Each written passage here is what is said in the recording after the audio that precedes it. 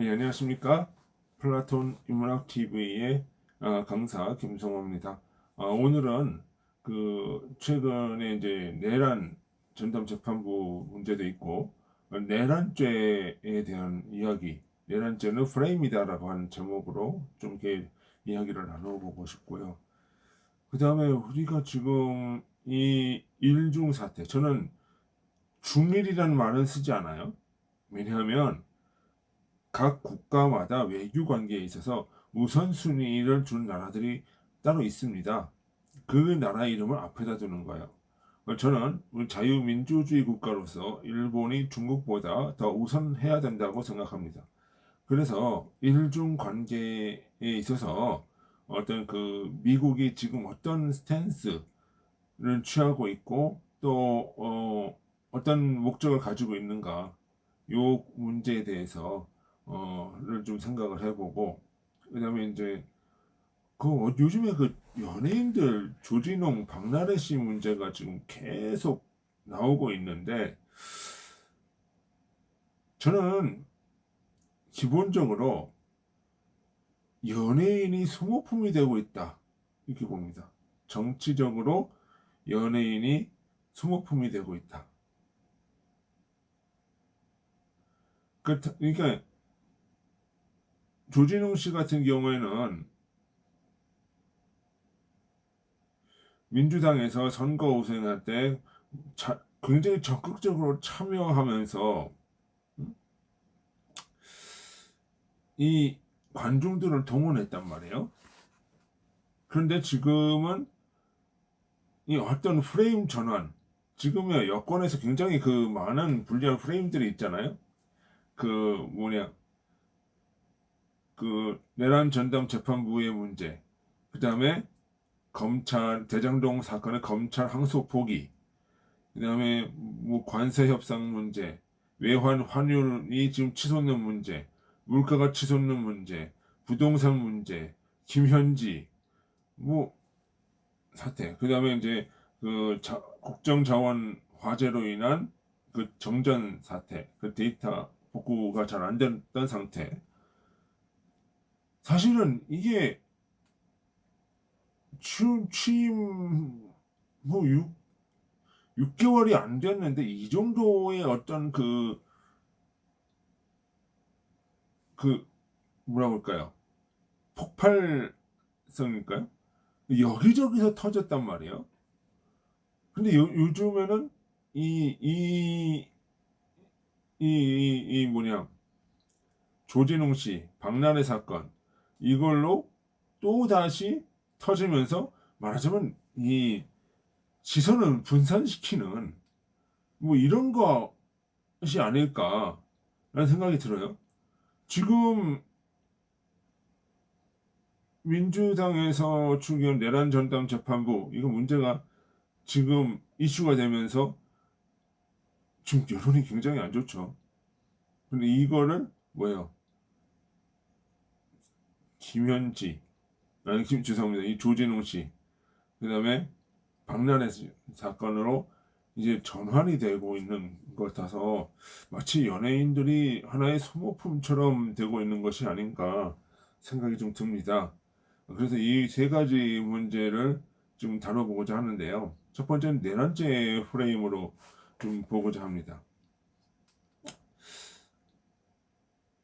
사실은 이 내란죄에 있어서 가장 중요한 거는 정권 탈취의 의도, 정권 유지의 의도가 있었냐라고 하는 부분이죠. 그리고 두 번째로 생각을 해야 될 것이 폭동이 있었느냐. 폭동이 대통령이 정권 탈취를 할 일은 없죠. 그리고 우리나라 헌법상 대통령은 임기 5년으로 보장이 돼 있는 상황이란 말이에요. 근데 저는 이 정권 탈취 의도는 없었다. 그것이 제 생각이 들고요. 죄송합니다.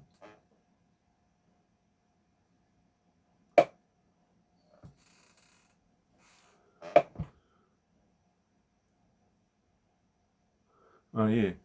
그런 생각이 들고요. 두 번째로 생각을 해야 될 거는 이 폭동이라고 하는 거죠. 어떤 폭력 사태가 있었느냐라고 하는 점인데, 이 폭동은 아니라고 저는 생각이 들어요. 폭동은 사실 없었죠. 여러분, 저기 그 작년 12월 3일 그 주변에 어떤 폭력 사태가 있었나요? 저 같은 경우는 그 저 같은 경우는 자고 있었어요. 솔직한 얘기로. 그날 어떤 일이 있어서 피곤해서 일찍 자고 깨서 보니까 뭐 계엄이 발생했다가 뭐 해제됐다라고 얘기했어요. 그냥 사람들 보면은 뭐 교회에서 새벽 예배 다 드리고 뭐 이 뭐 계엄령을 처음 접할 때 뭐 호프집에서 맥주 한 잔 마시다가 계엄령을 접한 사람도 있었고,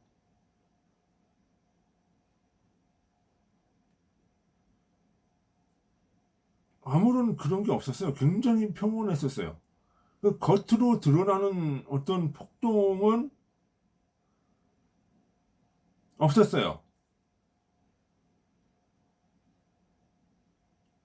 겉으로 드러나는 폭동은 아무것도 없었단 말이에요. 그러면 지금 기본적으로 조사되고 있는 거는 사실은 폭동이 있어서 내란이 발생한 것이 아니라, 정확하게 얘기를 해요. 내란 의도가 있었냐 없었냐, 그거예요 사실은. 자, 그러니까 그거 이 내란 의도가 있었다 하더라도, 물론 제가 생각할 때는 없었다고 보지만, 있었다 하더라도 내란 폭동이 발생하지 않았으면은 이거는 내란죄가 성립이 되지 않는 거예요. 왜냐하면 법이라고 하는 것은 결과를 두고 얘기를 하는 것이지 의도를 두고 얘기하는 것이 아니에요. 의도라고 하는 거는 몰라요, 솔직한 얘기로. 사람 마음을 어떻게 아냔 말이에요. 다 유추하기 나름이지.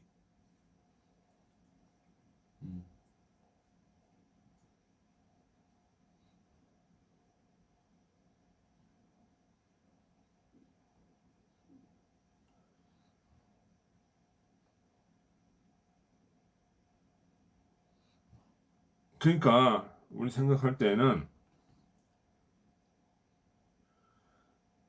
그 법으로 볼 때는, 법으로 재판을 할 때는 의도를 보는 게 아니라 결과를 놓고 보는 거예요. 객관적인 팩트. 그날 폭동이 없었어요. 그리고 뭐 군 부대 이제 내란의 어떤 그 요인들 뭐 이런 것들을 보니까 어떤 공공기관을 봉쇄했냐 안 했냐. 국회 봉쇄되지 않았죠. 우리 정확하게 얘기를 하자면 봉쇄되지 않았고, 국회의원들 다 들어가서 부결시켰어요. 내란 그 해제를 선언했어요. 요구를 했어요. 내란 해제됐어요. 국회 봉쇄 아니에요. 그러니까 자꾸 어떤 식으로 얘기를 하냐면, 국회를 봉쇄하려고 했지 않았냐, 이런 식으로 주장을 하는 거예요. 그럼 그건 뭐예요? 의도죠. 국회 봉쇄됐어요, 안 했어요? 안 됐어요. 그리고 국회의원 단 한 명도 체포되지 않았어요. 사법부와 선관위 정상 운영됐어요.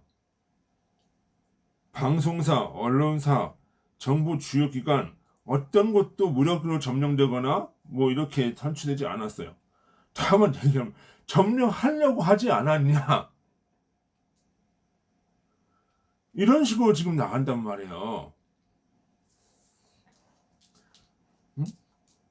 그리고 시민에게 총포 무기가 향한 사례도 없었다. 자꾸 그 안규정식을 총코락 흔들었는데 그건 사실은 뭐예요? 지가 자꾸 흔든 거지. 군인들은 뭐예요? 기본적으로 나가면은 자기 보호용으로 총을 들고 나가요. 근데 뒤로 제끼고 있었단 말이에요. 그리고 실탄도 없었고, 실탄은 뭐지? 차량에 적재되어 있었던 거고. 없었단 말이에요. 그러니까 지금 자꾸 뭐냐면, 뭐뭐 하려고 하지 않았냐? 이런 의도를 묻는단 말이에요, 지금. 근데 그런 의도를 뒷받침하는, 뭐, 홍장원의 메모라든가, 곽종근의 어떤 그 증언이라든가, 의원을 끌어내라, 뭐, 이런 증언도 자꾸 바뀌죠. 그 의도를 증언했던 것도 바뀐단 말이에요. 홍정원의 메모라고 하는 것도 원본은 존재하지 않고 옆에서 누가 가공해서 쓴 거 이렇게 얘기를 하고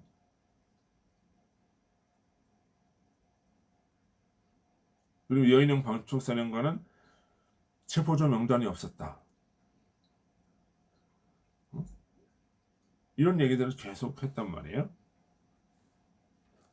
그리고 만약에 어떤 기관을 봉쇄하거나 또는 그거를 할 때는 지금 출동한 병력이 몇 명이에요? 200에서 300명. 자, 그러면 이게 무슨 얘기냐?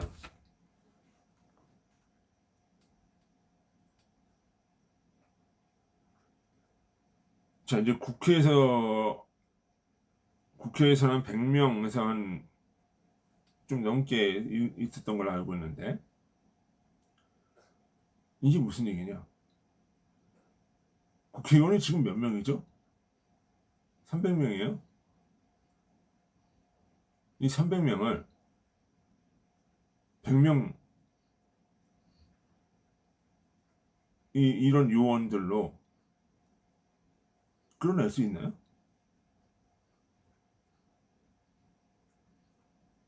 불가능하죠?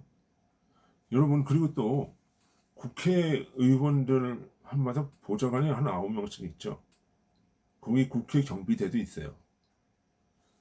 그러면 이 100명 안 밖을 정도를 어떻게 끌어내냐고. 그러니까 병력의 출동 규모로 봐도 이거는 국회의원을 끌어낼 수 있는 의도가 없었다고 봐야 돼요. 사실 발생하지도 않았고.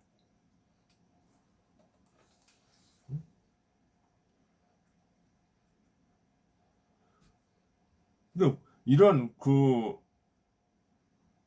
국회, 뭐 선관위, 뭐 행정기관 이거를 접수를 하려면 적어도 한 수만 명의 병력은 있어야 돼요. 수천 명에서 수만 명 정도의 병력은 있어야 돼요.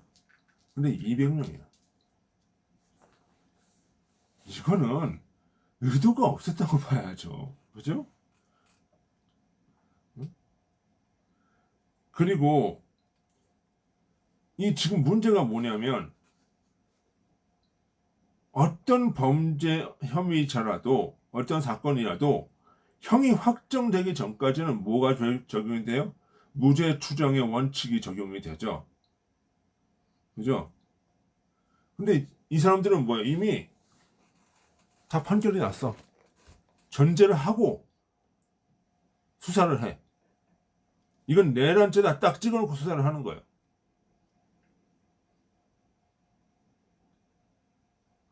거기에 문제가 있다. 벌써 뭐예요? 그러니까 이제 사건이 왜곡될 수가 있는 거죠. 얼마 전에 그 뭐 내란 1주년? 아니 왜 거기 내란죄라고 하는 프레임을 딱 씌웁니까? 법원에서 판결 났나요? 그리고 거기 이재명이 가가지고 뭐 하려다가 말았죠. 그거는 뭐예요? 대통령이 이 집회를 내란으로 프레임을 딱 잡고 참여를 독려를 하고 사실상 선동을 했다는 거예요.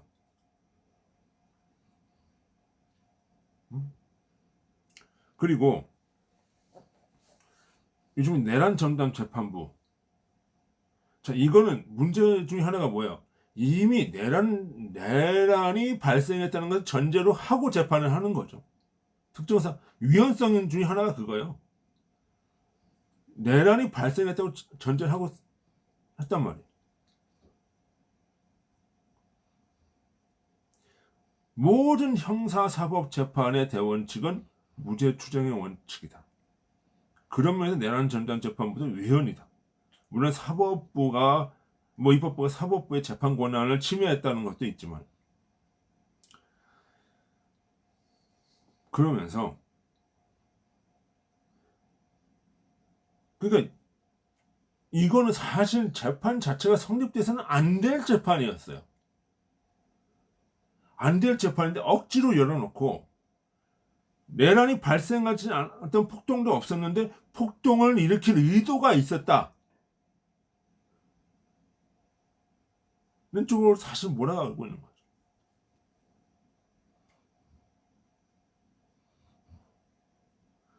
누가 저한테 그러더라고요. 내란 기업력이 떨어졌을 때, 근데 이제 민주당을 지지하는 사람인데, 그냥 뭐 했냐? 그래요. 그거 어떻게 생각해? 하면서 그냥 뭐 했어? 그래서 놀라지 않았어? 그래서 저는 잤어요. 그러니까 아까 얘기했다시피 자살이라는 게 다 이게 해서 뭐 놀래고 뭐 할 것도 없었어요. 그 제가 잤다는 얘기는 뭐예요?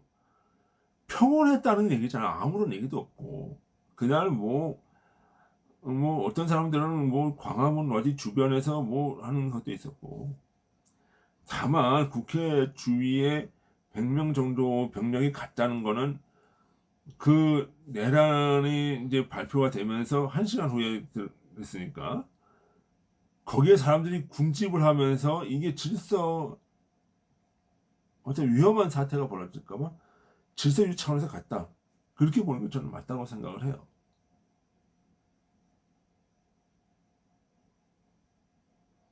그렇지만 어떤 폭동이 일어나진 않았다.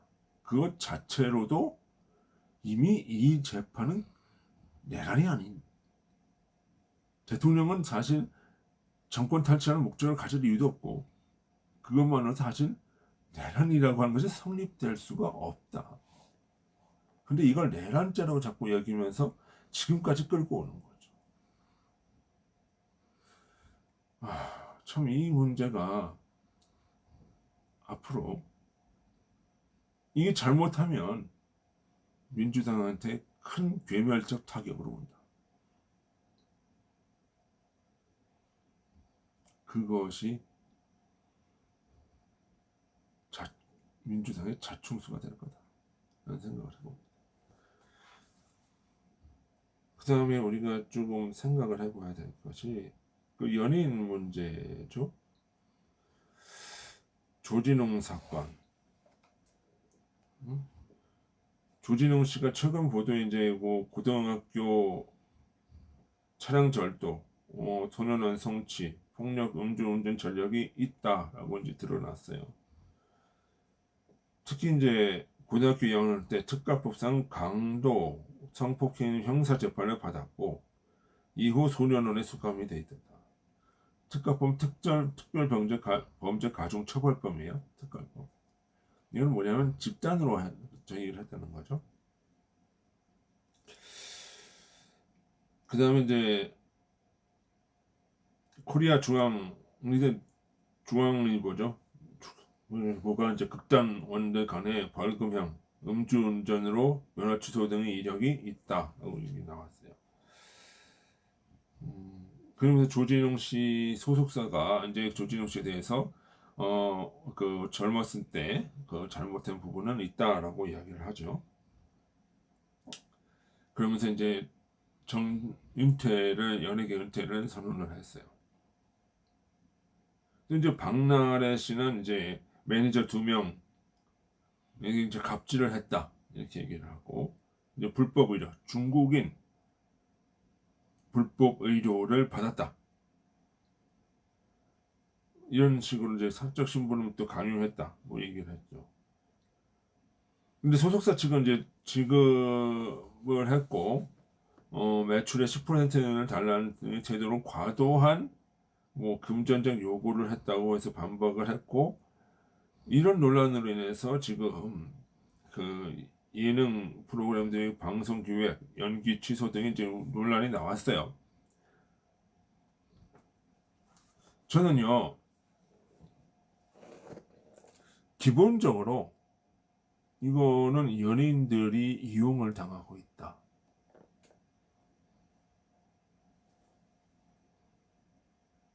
생각을 해요.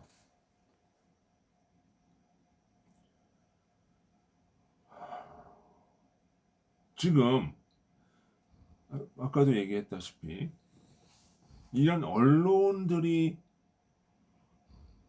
터뜨리고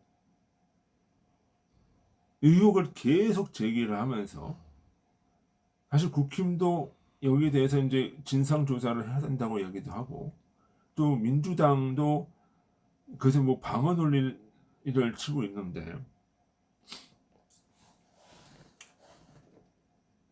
왜 지금 이 시점일까?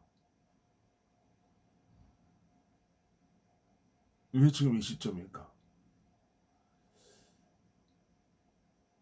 사실 이 프레임이 지금 터지면서 검색량이라든가 데이터 조회수라든가 이런 거 보면 내란 전당 재판부보다 이게 더 조금씩 올라가요. 그러면 실질적으로 이 프레임에 이걸 보는 사람은 누굴까? 저는 민주당이라고 봐요. 근데 이게 지금 제가 지금 이 계속되는 프레임이 민주당의 악재는 지금 묻지 많아요. 여기저기서 막 터져요. 아까 얘기했다시피 환율 문제, 부동산 문제, 뭐, 부, 이제 국정자원 문제, 중국인 문제, 쿠팡 문제, 그다음에 내란 전당 재판부, 검사 항소 포기, 이런 악재들이 꽝꽝 터져 있거든요. 근데 이상하게도 하나의 악재가 터지면서 이것에 막 이목이 집중하기 시작하면 또 다른 악재가 더 터져요. 지금 악재가 분산이 돼요, 이렇게.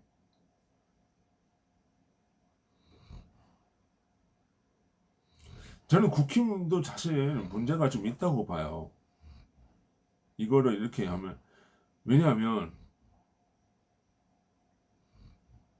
사실 지금 이제 그 주진웅 씨 사건 같은 경우에는 이후에 20대 이후에 벌어진 일들이, 그건 조사를 좀 해봐야 되겠지만, 소년원 어릴 적에 있었던 얘기거든요. 근데 그거를 캐냈단 말이에요. 그걸 계속 자꾸 한단 말이에요. 그런데 여러분, 국가라고 하는 거는, 비행 청소년들은 우리가 어떻게 그 사람들한테 인생의 의미를 주고 성공할 수 있다는 자신감을 주는 것이 굉장히 중요해요. 어떻게 보면 조진웅 씨 같은 경우는 그런 역할을 할 수 있는 롤 모델로 보일 수도 있었어요. 그런데 지금 이 문제가 터지면서 지금 이슈를 방어를 한다고 하면서 더 키우는 쪽이 사실 민주당이에요. 왜? 제가 볼 때는 이 이슈를 키워가지고 이 내란 전당 재판부의 문제를 덮은 목적이 더 크다고 봐요. 그렇다고 생각을 한다면 이 조진웅 씨 같은 경우는 선거운동에도 수없이 많이 민주당을 도와줬고, 또 후원도 해줬어요. 사실 연예계에서 이렇게 해주면 선거에 큰 도움이 되는 건 사실이거든요. 근데 지금은 뭐죠? 이 이슈를 더 크게 만들면서 다른 이슈들은 다 줄이잖아. 박나래 씨 경우는 저는 그런 생각이 들어요.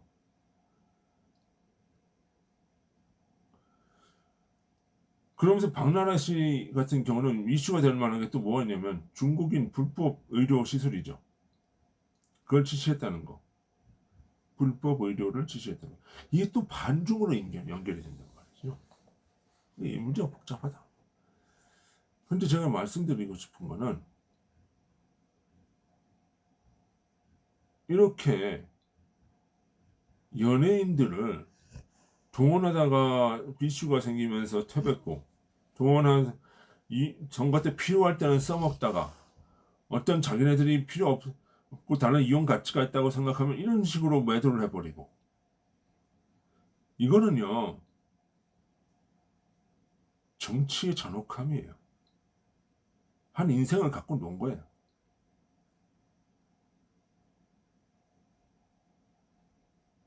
이런 식으로 매도를 하지 마세요.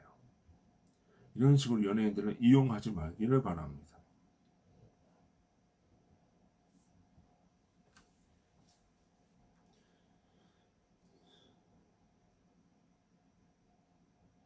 그 다음에 우리가 좀 이 국제 정세 쪽에서 이제 그 일중 간에 지금 충돌이 일어나고 있죠. 일중 간에 충돌이 자꾸 생기면서 문제는 뭐예요?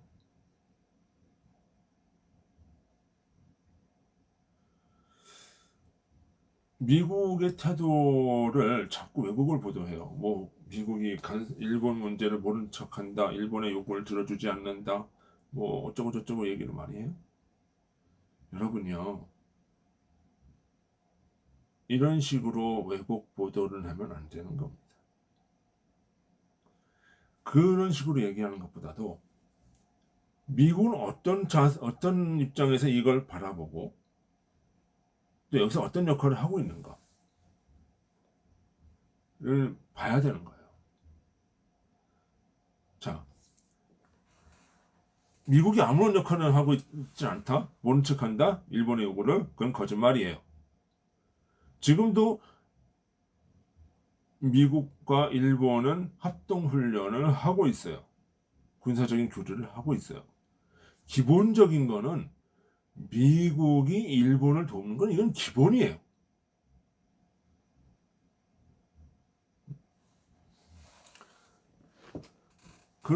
그러면서 다카이치 총리와 시진핑과 통화를 했죠. 다카이치 총리한테는 뭐 자제를 요구를 했다. 뭐 이렇게 얘기를 하고 있고, 뭐 시진핑한테는 뭐 환율, 환율이 아니라 무역 협상을 해야 되니까 좋은 관계를 유지해야 된다. 하면서 이렇게 얘기를 하니까 한쪽은 자제를 시키고 한쪽은 좋은 관계를 유지해야 된다. 이런 식으로 딱 보도를 해요. 여러분요, 그런 보도는 이 현상을 보고 이걸 해석을 해야 되는 거예요. 자, 제가 면접 본 방송에서 미, 일중 간의 갈등은 단순히 양자 대결이 아니라 미국과 일본 vs 중국의 2대1 구도로 봐야 된다고 얘기를 했어요. 그럼 여기서 이것도 마찬가지죠. 지금 보면 뭐냐면,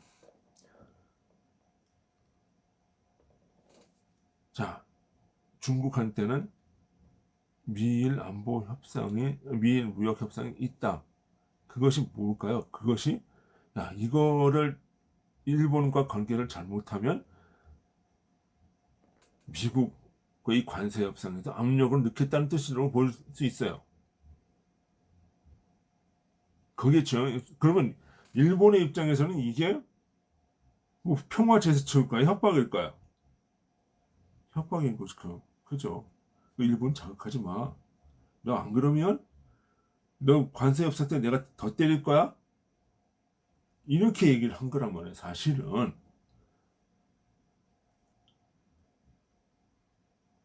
그리고 일본한테는 뭐냐? 자제를 요청해 이런 얘기를 하는 거지. 야, 일본 쟤 너무 자극하지 마. 어느 선까지만 해. 근데 너무 넘어가면 안 돼. 안 그래도 쟤 나한테 지난번 무역합산 때 맞았어. 왜 너한테 또 맞으면 되겠니? 거기까지 좀 어느 선을 지키면서 해. 자제란 말이야, 이게. 그러면 뭘까요? 미국은 어느 편에 서고 있는 걸까요? 일본 편에 서고 있는 거지. 그죠? 그러면 왜 이런 뉘앙스를 얘기하나? 왜 이렇게 얘기를 하나? 미국은요, 일본이 어느 정도 군사적으로 중국을 견제해 주길 바라요. 그러나 그것이 너무 지나쳐서 미, 일본과 중국 간의 무력 충돌이 크게 발생하고 여기에 미국이 휘말리는 건 또 원치 않아. 기본적으로 미국은 중국을 경제적으로 봉쇄하면서 무너뜨리는 데 목적이 있는 것이지 군사적 충돌을 향해서 있는 것이 아니에요.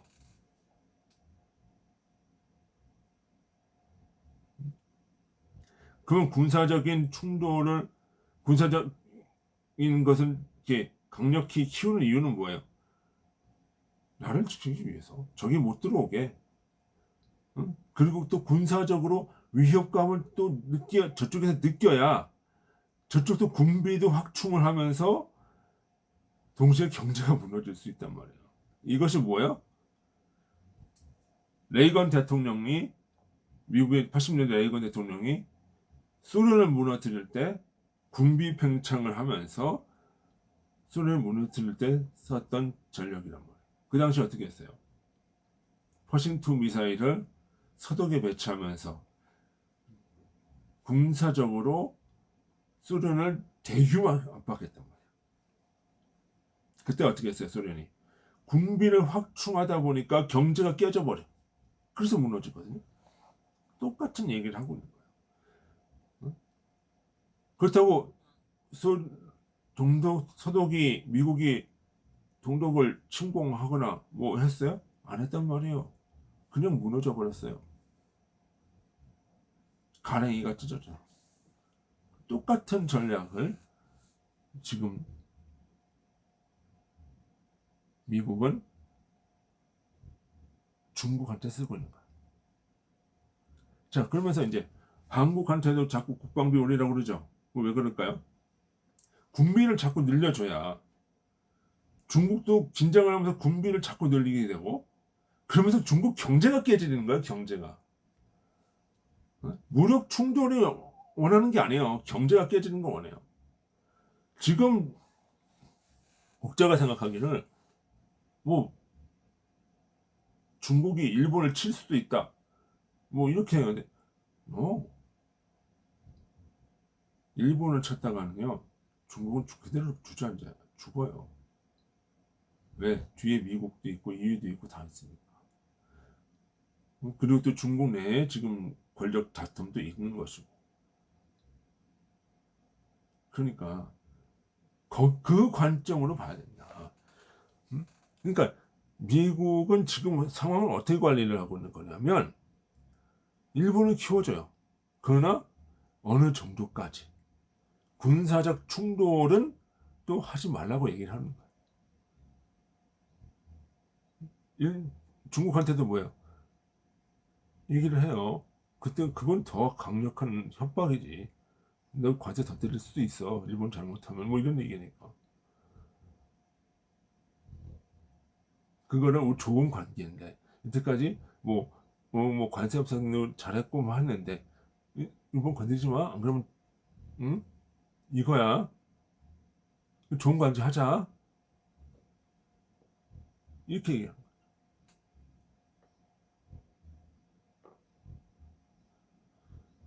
본질을 봐라. 이 문제의 본질. 그러면 우리가 어떻게 해야 될 바는 것인가는 아는 거죠. 뭐 미국이 모른 척 한다고요? 그런 거 아닙니다. 제발 이 언론들 이런 왜곡은 하지 말아줬으면 하네요. 예, 오늘은 여기까지 하겠습니다. 세 가지 주제, 뭐 내란 프레임, 그다음에 연예인의 지금 그 조진웅 씨 박람회 사태, 지금 이제 또 일중간의 문제, 그리고 미국이 어떻게 대응하고 있는 건지 그런 문제를 한번 생각을 해봤습니다. 오늘 여기까지 하도록 하겠습니다. 예, 수고하셨습니다. 안녕히 계십시오.